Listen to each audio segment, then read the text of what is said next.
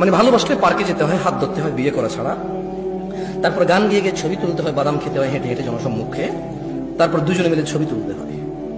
তুমি এই শিক্ষা পেয়েছো করে? তোমার আব্বা তোমার আম্মার সাথে এরকম করেছিল? তোমার দাদা তোমার দাদির সাথে? তোমার নানা তোমার নানির সাথে? তোমার মামা তোমার মামির সাথে? Where did you get this love? What did you learn this? তুমি শিখছো কোথায়? এটা কে শিখেছে তোমার বলতে পারো? মানে এটাকে ভালোবাসা বল, এটা কে শিখেছে তোমার? কোন একটা মেয়েকে বিয়ে করো না, দেখছো খুব সুন্দর লাগছে, আর যেটা সুন্দর ওকে সবার কাছে সুন্দর লাগবে। আশ্চর্য, যে মেয়েটা সুন্দর ওই মেয়েটা শুধু তোমার চোখে সুন্দর লাগে এরকম না, সবার চোখে সুন্দর লাগবে ওটাকে।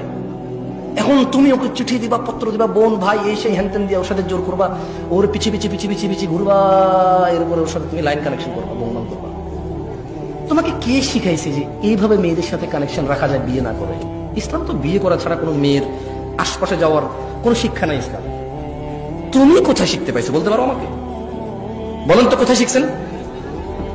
নায়ক নায়িকারা শিখেছে। কে শিখেছে?